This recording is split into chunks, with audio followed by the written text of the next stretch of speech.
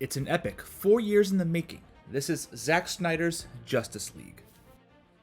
Justice League is a sequel. So, that being said, there's some movies that you're going to have to watch going into this. First being Man of Steel and Batman v Superman Dawn of Justice. Both of these films are precursors to Justice League. The arc leads into Justice League. Then all three of these films are basically different acts of a single story. So, if you really want to enjoy this film, it's better to watch those beforehand. Now, that being said, there are 2 additional films that, while not affecting the plot, are beneficial to a viewer who wants to have a more fleshed out experience and understand the universe as a whole. That being Suicide Squad and Wonder Woman. I can't get into why those films are important without having spoilers, but if you've seen Justice League already and you're a fan of this universe, then you already know how those films impact this story. But now let's all get into what we're really here for, which is the movie itself. Determined to ensure Superman's ultimate sacrifice was not in vain, Bruce Wayne aligns forces with Diana Prince with the plan to recruit a team of metahumans to protect the world from an approaching threat of catastrophic proportions. The task proves more difficult than Bruce imagined, as each of the recruits must face the demons of their own pasts to transcend that which has held them back, allowing them to come together, finally forming an unprecedented League of Heroes. Now united, Batman, Wonder Woman, Aquaman, Cyborg, and The Flash may be too late to save the world from Steppenwolf, Desaad, and Darkseid, and their dreadful intentions. So across the board, this film is a significant improvement off of what it was before. Giving Zack Snyder the free rein to make the film he wanted to make has significant returns that just show that he is a master of his craft. The guy is going to be an Oscar winner one day, and it's so clear just if you simply look at his cinematography skills.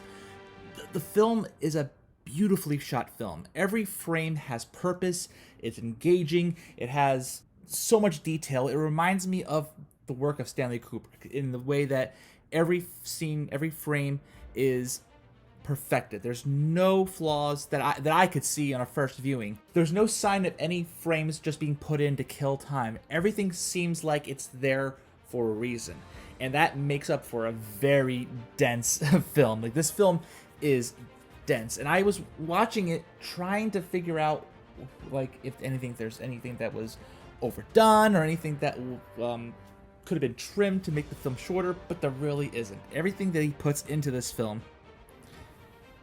is leading these characters towards something big.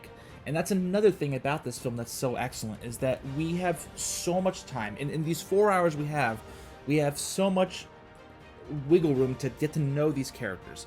Characters like The Flash and Aquaman, who are barely given any time to really establish who they are outside of being eccentric, weird kid and alcoholic fish guy. Here we get to see their backstories, we get to see their motivations, we get to really hone in on who they are, and Zack Snyder really does succeed in establishing characters that takes Marvel sometimes 3 to 4 films to really figure out who they want them to be. It's masterful storytelling. Another thing I really liked about this film was its editing style and its sound editing and the music, because this is a movie that relies on more subtlety to it than you'll find in your typical MCU film.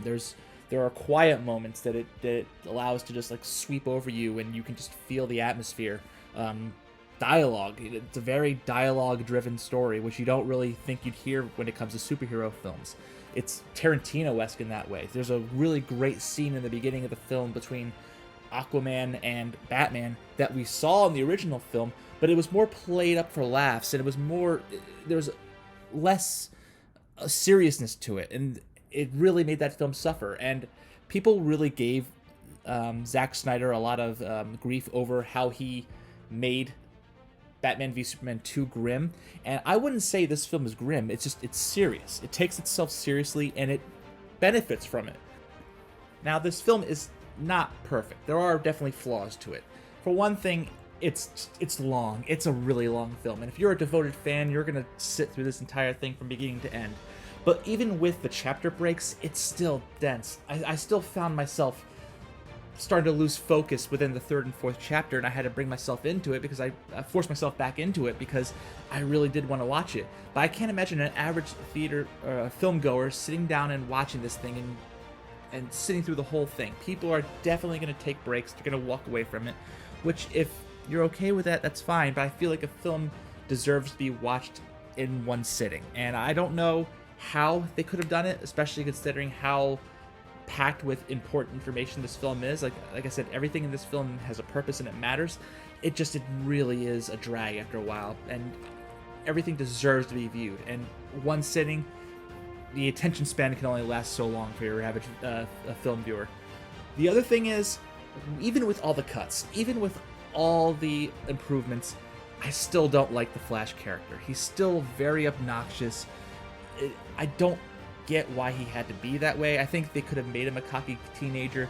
Doesn't have to be in the same vein as, Tom Holland's Spider-Man, but I just think the humor, it didn't work for me. He's not a character that works for me. Aquaman was a significant improvement for sure. Batman is played how he should be played. Wonder Woman is significantly better. It's just, I don't know, something's just wrong with the Flash in these films. The other issue I had with this film, and it's something that I actually had a problem with Batman v Superman when I initially saw it, was that, without giving too many spoilers, is the film is open-ended. There's definitely a cliffhanger to this film. And it bothers me because, unlike Batman v Superman, we don't know if we're going to get another one of these. There's so much uncertainty that's leading towards the negative than the positive. I can't see why you'd leave it open-ended. And I get why Zack Snyder did it. He explained it very well, that that's how these movies end, and he wanted to cater to the genre than to just tightening it up and leaving it with a perfect bow. But I feel like you need to. I don't like when these films expect a sequel and they just leave it open-ended for the sake of being able to make another one, because we don't even know if that's going to happen with this one. At least with Lord of the Rings, you're getting 2 out of it. At least with Star Wars, you're getting a bunch of them out of it. With this, there's no idea what's going to happen. So don't leave us on that edge knowing that we're never going to get that, or at least make it more subtle. Don't just throw out this huge right hook and expect it to land. What I think is ultimately going to be fascinating about this kind of film going forward is it allows for numerous opportunities for directors who didn't get it right the first time to be able to go back. This shows that fan bases definitely, for better or worse, have influence on how their favorite films get made. So who knows? Is this going to be a new style where film studios go back to films that didn't work out the first time, that have big followings, and repurpose it and redistribute it to a new audience with updates and however they're going to be? It's hard to say. I mean, when it comes down to it, though, this is a big achievement. It's a crowning achievement for HBO Max. It's a big achievement for Zack Snyder.